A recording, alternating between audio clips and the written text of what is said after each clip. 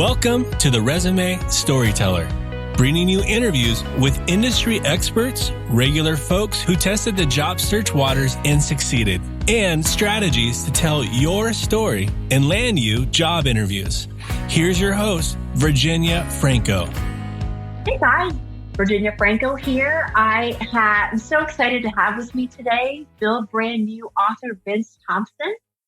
He is the founder, chairman, and CEO of Melt, a U.S. sports marketing and branding agency. He is, as I mentioned earlier, the author of Build Brand New.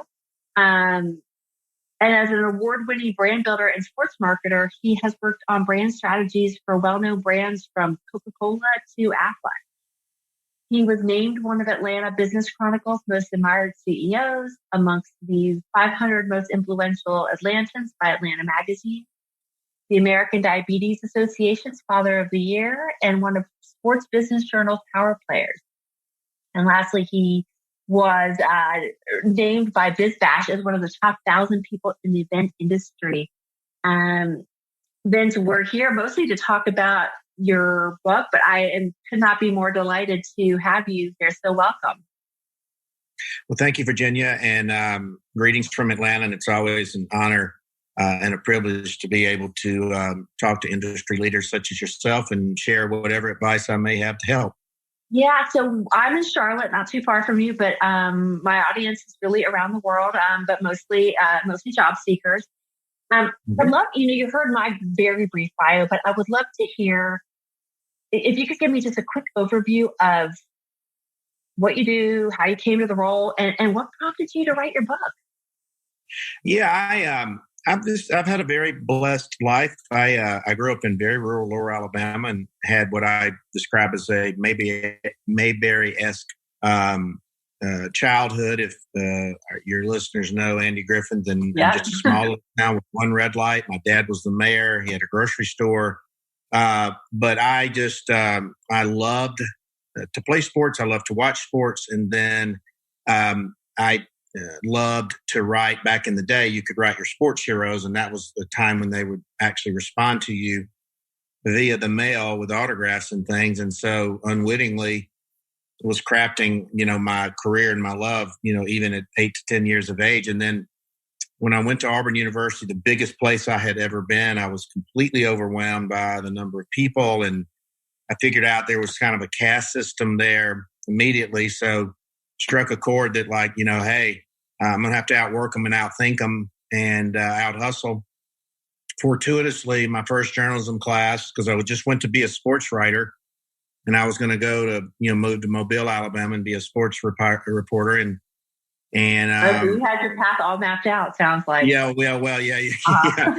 Well, people plan and God laughs, right? But then I had a fortuitous encounter with the guest instructor in my first J class was the head of sports publicity, and he talked about Bo Jackson and Charles Barkley and all these, the sideline in the press box. And I said, hey, I got to be there. And after class, I, instead of packing up my satchel and going to lunch, I went up to him after class and said, hey, I want to volunteer. And he said, come over this afternoon. And that started, this amazing 40-year path, which, led me to, I had a great career in Birmingham for 15 years, had an entrepreneurial scratch, wanted to dive into the deep end, moved over to Atlanta, sight unseen, didn't know a soul with a newborn, and started Melt. And because I thought my ideas and hustle were better than most. And so had an amazing 21-year run.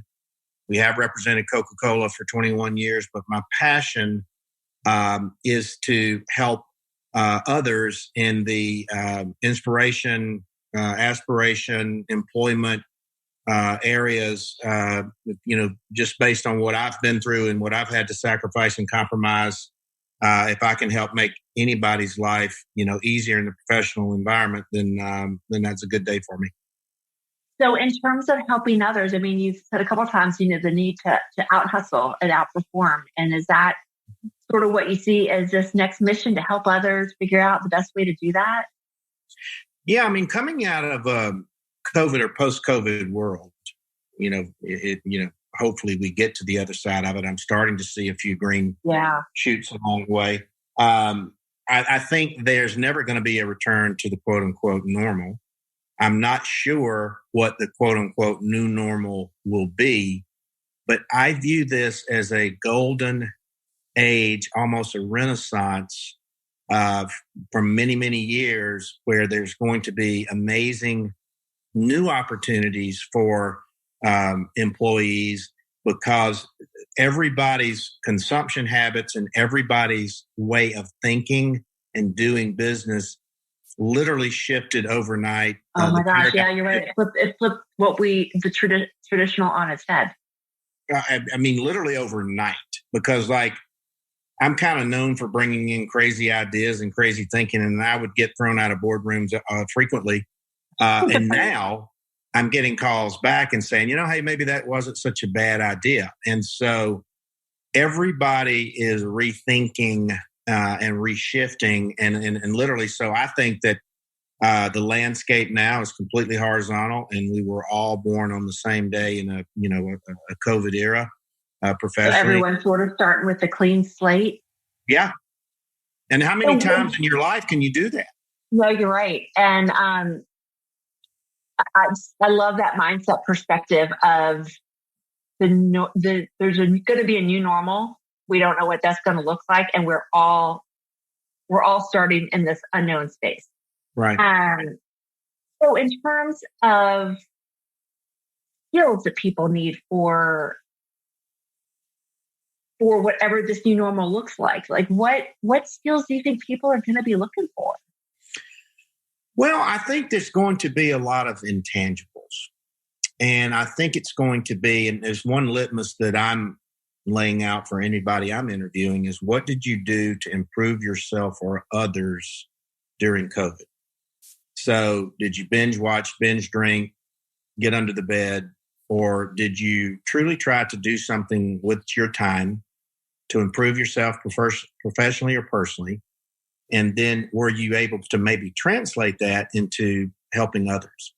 And then be able to tell that story to a future employer to show them what you're made of and what you could become as a potential employee for that organization. So I think it's going to be, obviously, you still have the traditional things, but I think you now have a chance to hit reset and tell a completely different story about who you are and the value that you bring to a situation or organization. I know that I took advantage of that and are still continue to take advantage of that to its fullest.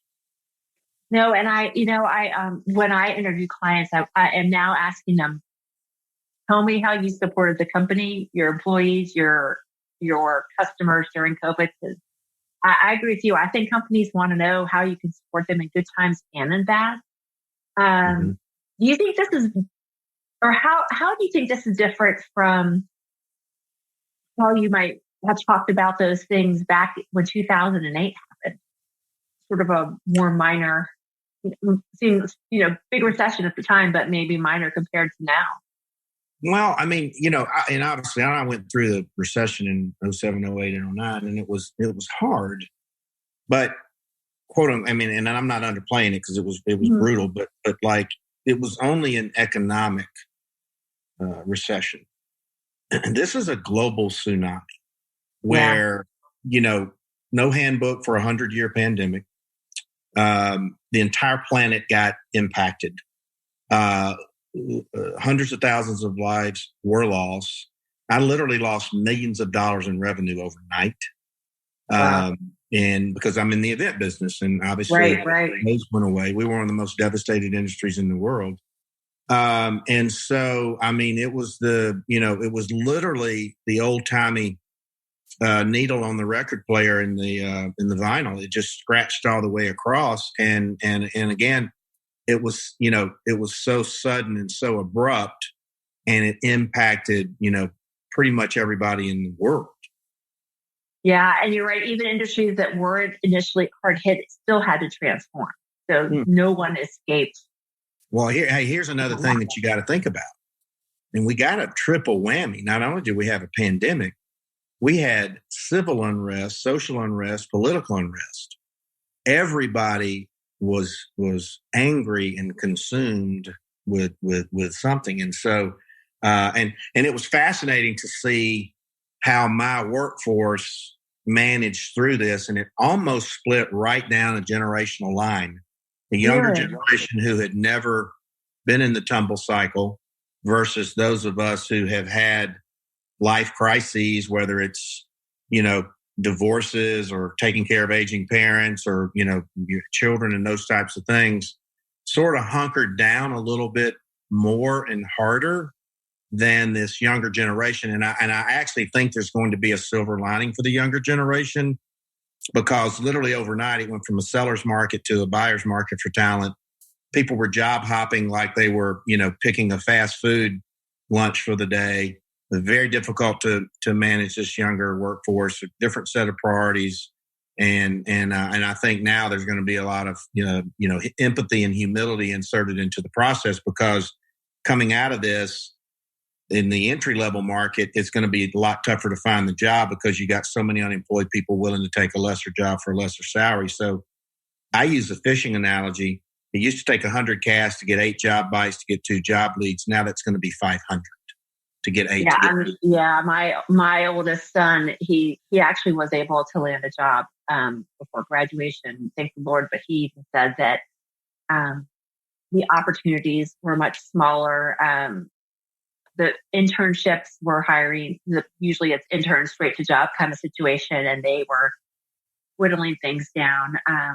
But you're right, this group had really never experienced as a generation a turbulent event. And boy, what a turbulent event or set of events to hit them all at once. No, and I think it's going to wind up, like I said, it's tough, and I'm not underplaying that, but there was always a sense of entitlement, like I'm doing you a favor by working for you, and then they, go benchmark and have a bad day with their boss and go get another job in 2 or 3 months without regard to replacement costs and the commitment that we had made to that. And those jobs just aren't out there anymore. And so I think it's also, everybody's going to kind of have to work harder for that opportunity. Yeah. And I literally was making the first hires that I've made in 12 months last week on an entry-level job. And still the person was trying to negotiate their terms. And I'm like, I don't think you understand. I have 1,000 applications. Yeah. And I rejected the offer because I'm like, well, I like to think that you marry like you date. And if there's a red flag waving by the ocean, don't go in there because the undertow is going to suck you in. And I just said, look. And their response was, well, I was always told at college that I needed to negotiate. And I said, well, there's 2 things. First of all, these are people who have never met a payroll trying to tell you this. And secondly, this is a 100-year pandemic and you didn't have any negotiation room, and you should have kind of sought somebody out that had a little experience and common sense. So again, you're going to hear these stories, but it's not necessarily a bad thing because that individual will never forget That's right. Yeah. lesson. Yeah, I think this has given a lot of people a whole lot of humility, entry level or not. I know it has for me. Exactly. Waking up every day. Because you might be missing it. Yeah. So, you mentioned earlier that, that we're going to need new skills. Then we talked about some soft skills that we're going to need. How do you feel like, what's the best way for people to go about learning them? It's not too late to learn, even as we're hopefully in the end days of this pandemic, but what are your thoughts on that? Well, I think 2 or 3 things. I think one, I think you now have a chance to really kind of step back and, and see what you're passionate about. Whether it's planting tomatoes or cooking or, delivering Meals on Wheels. And so think about some things that you are passionate about. And think about that list that you always keep that says, I am going to get around to this one day. But obviously we're all on such a giant hamster wheel. And then, just take that first step. Don't be intimidated by the technology and the tools. They're all out there. They're really, easy to use or easy to learn and easy to understand. And then just think about, practicing that passion and packaging that passion and sharing that passion. And here's my point, though, because you're building your brand story. So when then you're reaching out for an employment opportunity, you may say, hey, look, prior to the pandemic, I was, X, Y, and Z, and I decided to use some of this time to pursue and practice my passion, and I packaged my passion, and here were the results of this passion. And so these tangibles can then translate into a job. I got a resume today from a individual who sold ticket packages for all the Atlanta professional teams, but they broke it down and told me that how they were trying to do it in a distressed environment during the pandemic, how some of these tactics and skills could translate into helping my business. So they made an illustration of their tough times. Then they translated that into my business, and then they showed how they could bring value to that business. But they were, and in the intangible world, they were also showing me the type of thinking that they would bring to my business. Yeah. Not just, hey, I work for a pro team and it's a really crummy job because there's not tickets to sell right now. So think about the difference in the positioning and packaging of how and then they sought me out. Then they found my email. Then they knew all about my business. They knew about that distress. So then they were showing me that they had studied me and they had prepped to send this. So that's an overlay of intangible that translates into tangible value add to a need state, to a distressed organization. Those are the job seekers that are going to break through. So, and to your point, then, even if your passion, I don't know, you mentioned the tomato picking. So let's say you always want to be a tomato packager or whatever, grow your own tomatoes. How you package that story and if you could show the story and show the skills that you acquired, the skills that it took to do it, and translate into the business you are targeting, even if the outcome or the passion that you pursued really doesn't have anything to do with what you're targeting, right? The skill still can. Right, exactly. And then think about that. Think about how your love of growing tomatoes could translate into other industries that you may never have thought about. How about the food service industry? How about the grocery industry? How about the home improvement industry? So, then you have a different story to tell and a different skill set and a different set of outcomes and results than you would have had less than 12 months ago or 12 months ago. Yeah, no, I agree. Nobody ever was thinking this way. Well, I mean, I feel like a lot of people, and maybe it's just because I worked with a lot of people come to me because they're just fed up with their jobs, but I do feel like there have been always people that try to do stuff for free, explore stuff on the side, and use that to make a pivot. But I'm definitely seeing that mindset is catching on. Right. In part because there's technology now that lets you learn things in a way you couldn't before. And because people had more time on their hands to actually try it. I've definitely seen an increase in people saying, you know what, this has taught me that I want to try to do something different. I'm sick of waiting. So I agree. Well, I feel like the mindset was always there, but it's more widespread now. Virginia, I'll give you a perfect example. I'll use myself. So if you were to look at me from the outside, you're like, hey, this is this great, big, successful, award-winning guy, and, blah, blah, blah. But I was running a very large business that basically sucked all the life and energy out of me. Mm. And I'm a creative guy. I'm a visionary. I'm a relationship guy. I'm an idea guy. And I had this gnawing in me over time that I'm like, there's other things that I want to do with myself. But, when you're on this giant hamster wheel, you just can't get it. So when this hit, I made a list of things that I wanted to do. Now, everybody was thinking this was going to be over around Memorial Day. Remember, flatten the curve? Oh, gosh, I thought 6 weeks when it first hit, yeah. Yeah. And then as it drug into the summer, you're like, oh, my God, I've got to, we use the word pivot, but that's really what it was. And so I had always wanted to I had a hugely successful intern program based on my desire of lecturing at colleges and helping kids understand how to get the first job.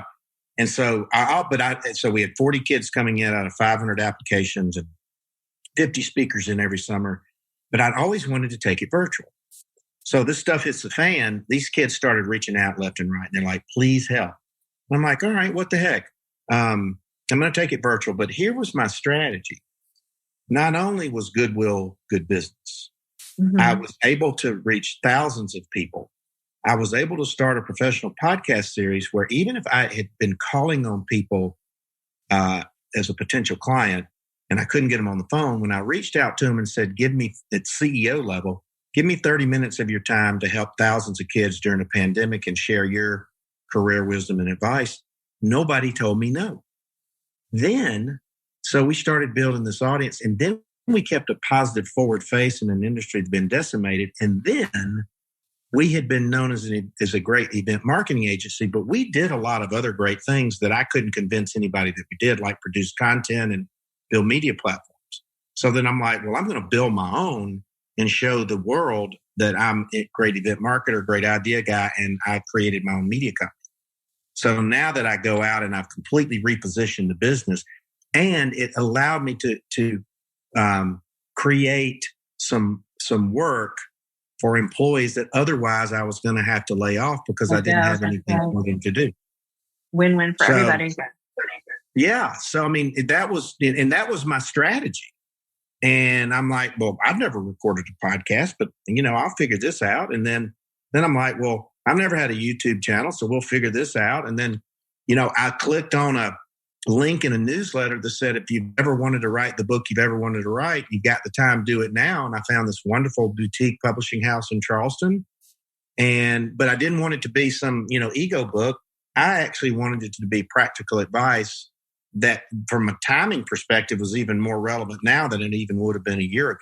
And so I've been able to achieve all those objectives and started my own sports business podcast, bought another sports podcast, and then started another agency that when student athletes are going to be able to get paid endorsement money, I've got that ready to go in July. And, otherwise I never would have had any time to do any of this running a company with employees. Well, and what I love about what you're saying, and you alluded to this earlier, is you didn't let the technology barrier stop you.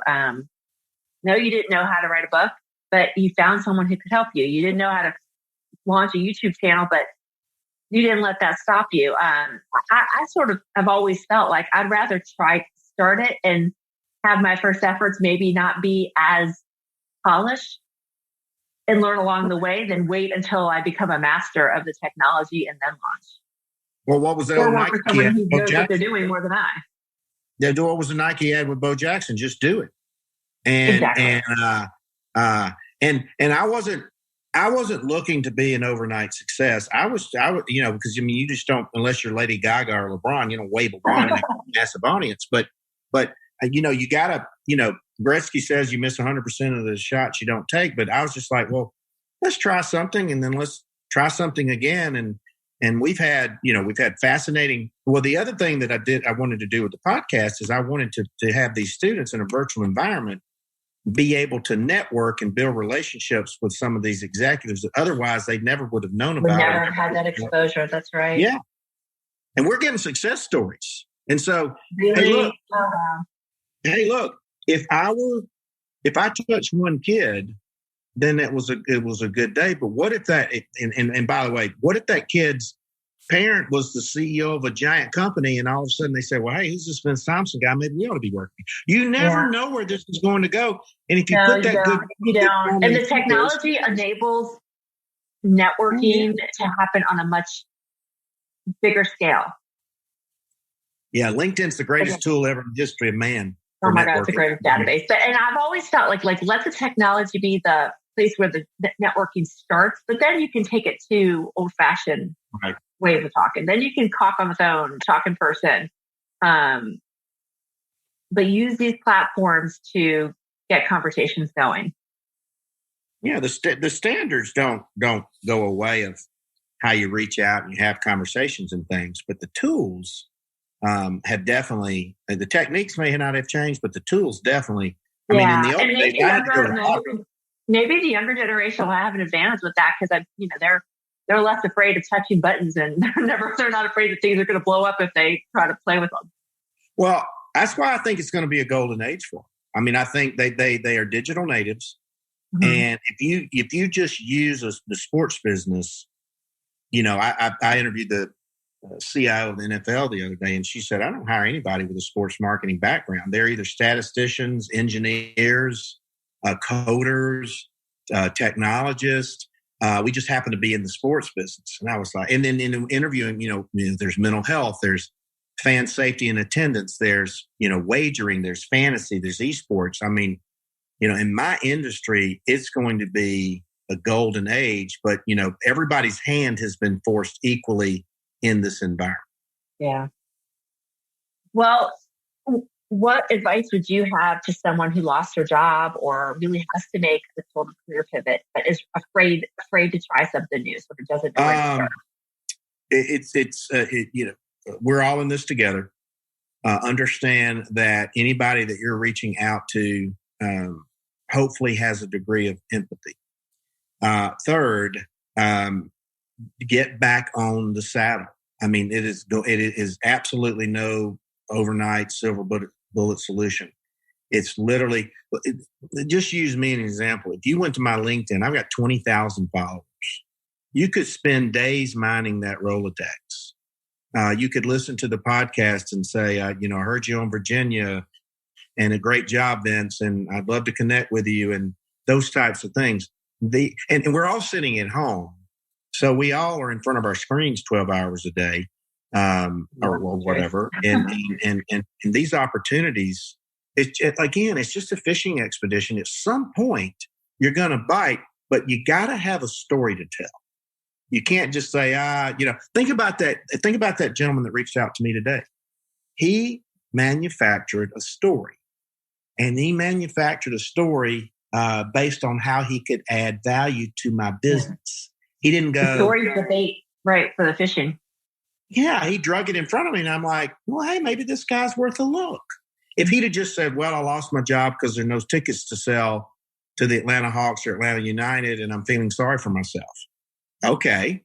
Or hey, here's the skills I've learned. Here's how I've been improving myself, and I've studied your company and what you do, and here's how I think I can add value to your organization long-term as you take this pivot. Think about the juxtaposition. And hey, let me take one more, Virginia, and I know this is your pet peeve as well. You will not believe, we have a generic, and it's almost like a trick. We have a generic website that says careers at Melt ATL. You will be shocked at the resumes I get that says, to whom it may concern, here's my resume, I need to make X amount of dollars. You know what I do with that? I flush it. I don't even read it. I don't even read it. Yeah. It could be the Pope, but as opposed to saying, finding Vince's email, congrats on your success. I know your industry's been devastated. Here's who I am, and here's how I can bring value. It's a blind date. It's the job. This is not a job application. It's a job process. It's a job audition, and you've got the time it takes to pass a billboard on the interstate to get Virginia or Vince Thompson's attention, or we're gone because there's so many people chasing us. I love that phrase. I'm going to put it on a bumper sticker. It's a job audition, not a job process. No, people and people they don't. I don't understand it. And like I said, it's my pet peeve with the younger generation. I'm like, you just spent $200,000 on an education. And it's only as important as you're going to make it that this is the effort that you're communicating to me that you would use as a potential employee. I'm mind-boggled. It's beyond common sense. Are you seeing that across? Are you seeing that lack of initiative even in older generations, or no? I'm telling you, it breaks down generationally because it's life experiences. And one of my pet peeves, and I think we're going to see a whole rethinking of the traditional college education. They are getting a great education academically. Yeah. No, they're getting the knowledge. But Spanish almost kept me from graduating. And I've never used Spanish, because I hired translators. From graduating. But yeah, I feel like we need, and this is a whole nother podcast discussion, we need like trade school for white collar jobs, because They don't know how to job search. They don't know how to sell themselves. Virginia, it is mind-boggling. I mean, it is truly mind-boggling. And this is not a denigration on academia or the professors. But how can you get career development advice from somebody who's never had a job or met a payroll? That's like me trying to tell somebody how to fly an airplane. I mean, it doesn't make any sense. Yeah, and and a lot of parents don't know how to guide their kids either. So they're relying on the universities to do it. That ball is getting dropped. I'm telling you, you're going to see a massive rethinking of the traditional college education. No, that's exciting. And you're right. I don't think it happened in 2008 because the recession hit in such a different way. It didn't turn everything on its head. No, I mean, it was a financial and housing crisis created by, a handful of people on Wall Street. This was a global pandemic that impacted 4 billion human beings. And again, there's no handbook for 100-year pandemic. Mm-hmm. Yep. No. Because when the recession hit, you knew you get to the other side. I mean, we're going, and by the way, we haven't even begun to impact the mental and psychological impact. We may not be able to measure this for years. I think it's going to be, I think it's going to be a whole other generation before we know exactly how this all impacted us. Well, what if we never go back to offices? What happens? Yeah. No, you're right. Virginia, it's tough running a virtual company. I'm telling you, it is. You cannot replace that eye-to-eye contact and that hallway energy and the, throwing 100 eggs on. My hope is that we get some sort of hybrid. So there's definitely value in being able to recruit people from all over and having some flexibility, but especially in certain industries, you need that one-on-one, in-person kind of stuff. No, I think you're right. I think there will be ultimately a hybrid, and we've kind of moved to a hybrid. Like, we're back in 2 days a week. We've got a core group that's filming a lot of television and YouTube and podcasts and, spitballing and all that kind of stuff. But it's going to be fascinating to see how it does impact the service industry. There are some great efficiencies. I don't miss getting on an airplane, flying all over the planet and, all those fancy dinners and all that stuff. When you could just do it. Yeah. There's got to be a little bit. I saw a survey. I can't remember who did it, but it was a survey that they're talking about what people wanted to see when everyone gets double vaccinated, and something like 24% of the people that were interviewed said they would quit if their company didn't offer some sort of a virtual opportunity. Like, and I don't know what that looks like now, because if we're in a position where beggars can't be choosers, you take what you can get. But right. I found that pretty telling. I'd be willing to, I would be fascinating to unpack that. And I would be willing to bet you that breaks down by generational. Generation. Yeah. I'll quit if you don't bring me there. I'm telling you, when the pandemic hit, I had a group of younger employees who literally checked out. And then when I said, hey, I'm going to manufacture some work to justify paying you out of my pocket because I own this business 100%, they didn't care. It was the strangest phenomenon, and I'll never be able to. What do you mean they didn't care? Like, they didn't care if they lost their jobs? No. Wow. I'm mind-boggled. I'm like, wait a minute. Oh, and then they're like, well, I'm an event producer. You can't ask me to do something that's not in my job description. I'm like, excuse me? Mm. Literally. That was at the beginning of the pandemic. I wonder if have they changed their tune since? I know they have to have had, because there's a small equation called 100% of nothing. Yeah. I mean, and it's interesting because coming back into the other side of that, the standards are not just going to, again, like I said, they're not going to flow just one way. I mean, employer, employee, employee, employer. it's going to be a lot different. And I think a lot of, particularly younger people had a very overinflated idea of their worth and value to an organization. And I think they're seeing the reality of that now. Mm-hmm. I wonder if this happened after the 1929 stock crash.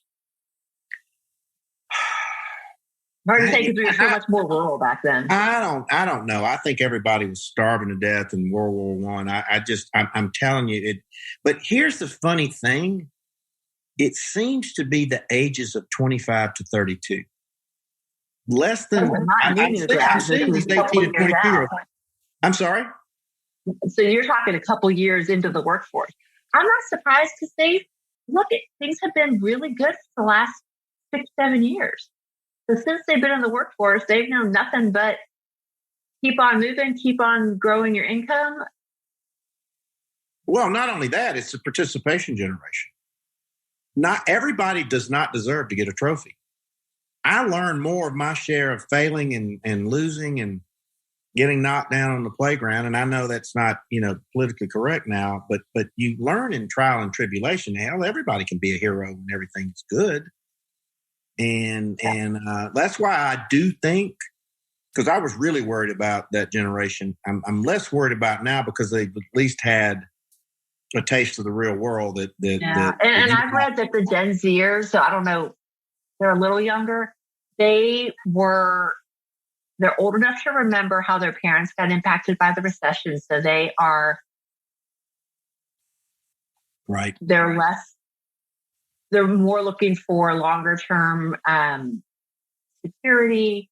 They're a little humbler in their vision than I think some of their older peers. Well, here's the thing too. I mean, and again, like I said, don't mean to be so hard on them, but like when you're young and single and free and you don't have these responsibilities, you're just going to be programmed to think a certain way because like these people didn't live to work. They worked to live. Mm-hmm. But when you get married and you have children and you have mortgages and you have aging parents, right? It's about something beside yourself. Yeah, it's like going to the eye doctor and they're flipping these lenses, and then all of a sudden you're like, "Oh wait, there's a whole different ballgame." And so, like I said, I do think overall, it's going to wind up being a long-term positive because this is the first time that this generation has been tested by trial. But on the other side of this, and this is what I try to explain to them, I'm like, this can be a golden era for you because you are the most sophisticated consumer in the world. Yeah. Look at everybody's consumption. You don't go to shopping malls. Your food gets delivered at home. Your books get delivered at home. You don't have cable television. You're watching in the palm of your hand. You can put a video out there, and if it's the right video, like some guy on a skateboard drinking ocean spray, all of a sudden like you're a star and you got money coming in. So like I do think so, but it is going to be interesting to see the sophistication, how that sophistication adjusts to the new world order of the job market, how it forces the hand on the colleges on the things they need to be doing now. Because so many kids and families are saying, I'm not paying $50,000 a year to be shut up in a dorm room and get a video class. What's the point? And so I will tell you this, I will take a different look on potential employees now than I would have 12 months ago, whether they're older or entry level, just based on what my need state is going to be now, not whether or not you made a 4.0 at school or whatever. And I go back to this kid that pitched me today on a job coming out of a distressed industry. I was like, no, this is good thinking. So I sent it to my people. I'm like, hey, I like the way this kid thinks. Call him up. Well, he went above and beyond in showing the potential value he could offer. Correct. What principles, we talk a lot about what's changed. But you alluded to the fact that you might start looking at some people a little differently. What hiring principles do you think haven't changed? Are going to be sort of tried and true? Well, let's just use the whole, and again, I call it a process. Let's just walk through the process. It's still, Virginia is still old school. It's still elbow grease. there's no excuse not to research who Vince Thompson or Virginia Franco is. There's no reason to structure your pitch to us by hitting the lowest hanging fruit, which are emotional and ego chords. You're also showing that you're a prep. You're also, you've done your prep. You're showing the value. Those are still old-fashioned things. So whether you're showing up live in an office or virtual, you still got to bring the heat. You got to look folks in the eye. You got to, you don't have to have your Sunday best on, as we used to call it in the country, but you got to have a nice shirt on, have a nice backdrop. Let me tell you, I'll flush a Zoom interview in a nanosecond if I see somebody glance down at their phone. I'm like, seriously? You worked your ass off to get me to this position, and there's nothing more important than you glancing down at something on your phone and get the dog out of the room and all these things. So how you look, how you present, how you interview, homework you've done to prepare for the interview. You're right. That doesn't go out of style. Maybe the format by which you're delivering it is different, but I agree with you that. And I've always felt like job search really hasn't fundamentally changed that much. It's just the platforms you use to research and now interview. You just hit the nail on the head. I mean, and this is what I tell people. I'm like, go research the great ones. Go look at how Bill Gates is positioned, Condi Rice, LeBron James, Lady Gaga, Tim Cook. You don't have to be at that level, but you can see the style of which they presented their brand out there. I studied the great companies, the Targets, the Nikes, and now the research is and the prep to me is so much easier because you can practice interviewing, recording. You can practice with someone looking at the other end of the camera. You don't have to go. I remember going to the library with those stupid books to prepare for an interview with the card catalogs, and you could do everything. By the way, think about this. We actually had to find the person and their physical mailing address, and then we had to write them a note and mail our resume. And I was trying to remember and I remember looking up getting these books or these catalogs in the library to get, not emails, to get addresses, and I don't remember what they were called. I don't remember either, but I think I read a million of them. I'm flabbergasted at the amount of hours and the amount of money I had to put on my copier card to be able to print out, to get all those names together. Well, think about this. I had to do a resume on an IBM Selectric typewriter. Like, and then you were mortified that if you made a typo, you're like, well, I can't put whiteout on this thing. I know. And so there is literally zero excuse, zero, to not be fully prepared to bring the heat in the acquisition of a job.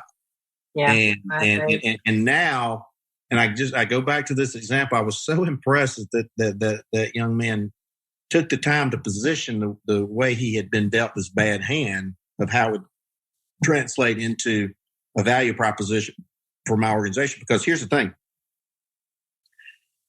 Every dollar I spend, and I always monitor my dollars, but in an industry that's been devastated, every dollar I spend has got to be over scrutinized 1,000 times.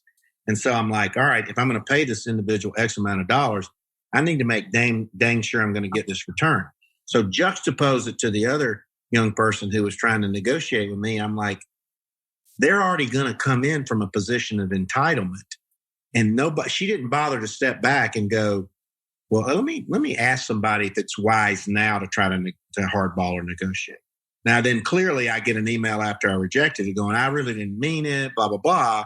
And I'm like, well, that ship has sailed. And hopefully they learned a lesson. And maybe I'm old school, but that money was coming out of my pocket. And sure.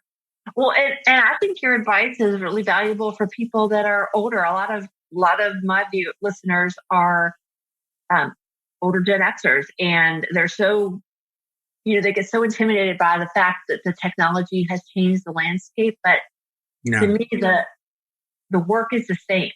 So much of the fundamentals haven't changed in terms of how you make a good impression. It's just you're using the technology to learn and show your skills.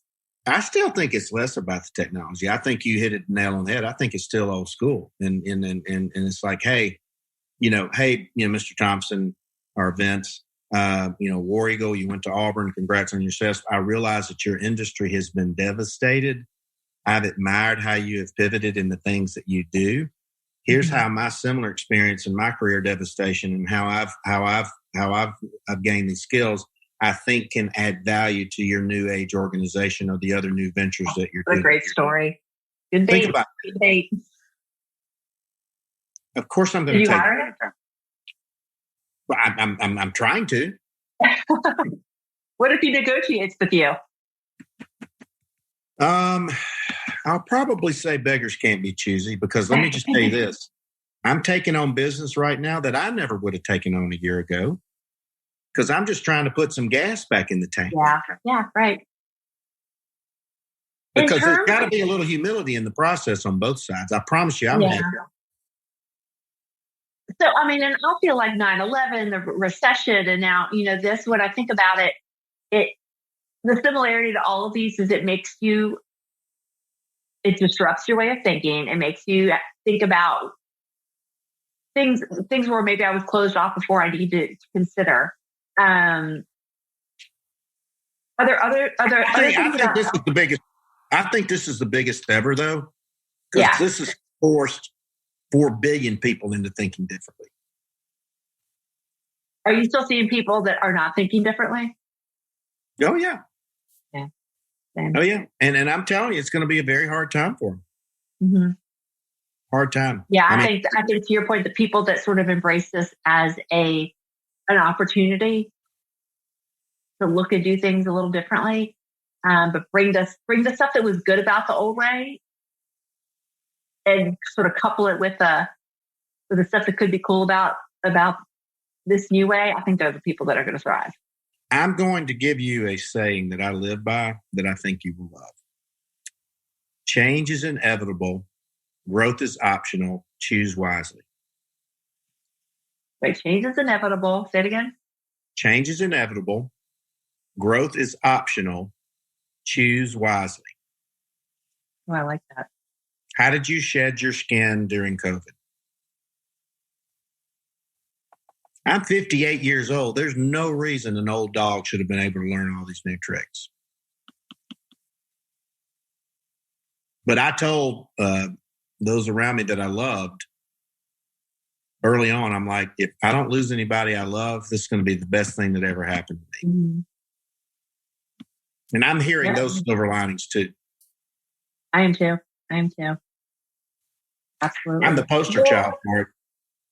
So you now have a business that looks completely different from what it started. You have launched a media company. You've got a book. What's next for you in 2021? Well, the main thing though is I've been very blessed. So I just want to continue to tell people, I'm like, hey, if you can dream it, you can do it. Look at this as a golden era of opportunity. It's been tough on everybody. Trust me.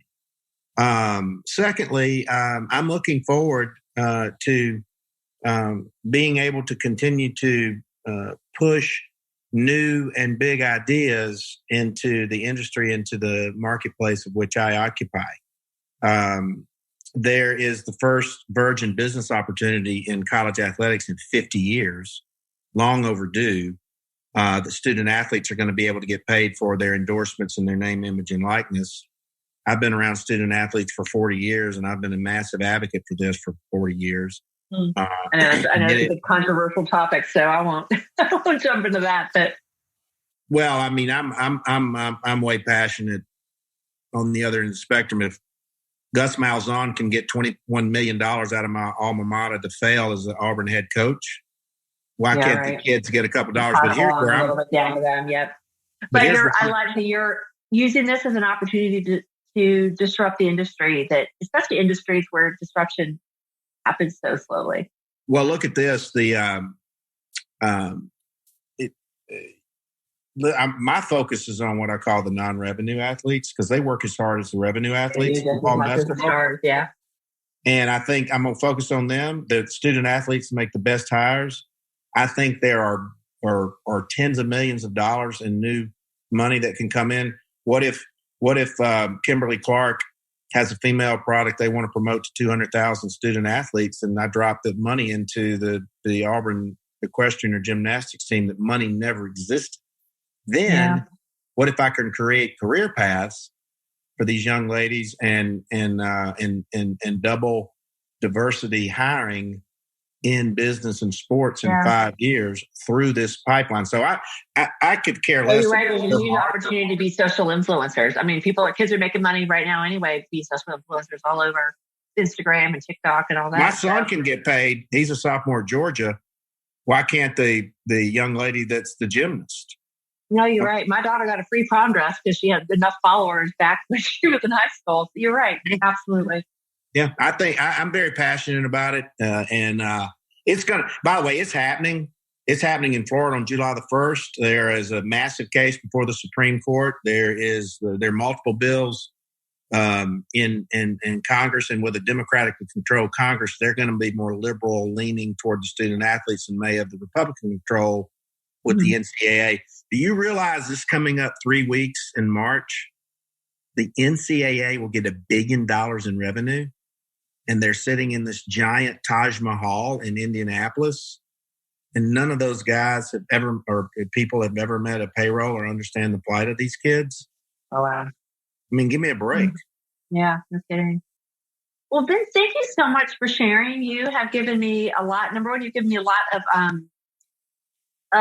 mottos that I'm going to type up and put all over my walls. I love it. Well, thank you. But just really, really great advice. Good mindset shifting stuff. Well, I'm always honored and flattered that somebody would want to have me on, and particularly you, and if we're able to reach and impact one person, then that was a good day, because you just never know. If you put that good karma and goodwill and positive energy out in the universe, it's going to come back to you in some form one day in an unexpected way. I agree. And I think, to your point, this was a golden opportunity we didn't know we needed, but I think it could end up being a really good thing. Well, I've walked every day in this local park, Chastain Park, and observed the beauty of 4 changing seasons. And I'm like, well, has it always been this pretty, or right? Just you never get to be had time? outside now. It's true. Yeah. And so those little silver linings, like I said, I'm not downplaying. I mean, this has been brutal. And a lot of faith and a lot of prayer. And but you don't drive a car through the rearview mirror, you drive it through the windshield. So you got to continue to move forward. That's right. Well, I have, for people that want to learn more, I have links to how to purchase your book, your LinkedIn URL, and then your corporate website. Are those the best places for someone to follow you and learn more? Yeah, and then on Twitter, it's hashtag at VINNYINC at Vinny Inc. That's I got a college nickname called Vinny Incorporated because I was always a hustler, and it's fortunately, unfortunately, stuck with me for 40 years. I like that very much. Well, then, thank you so much. It's an honor, and if there's anything I can ever do for you or your audience, just hit me up on LinkedIn. I'll try to respond to everybody. That sounds great. You've been listening to The Resume Storyteller with Virginia Franco. To learn more about storytelling strategies to catch the eye of today's online CM hiring and decision makers, please visit www.virginiafrancoresumes.com.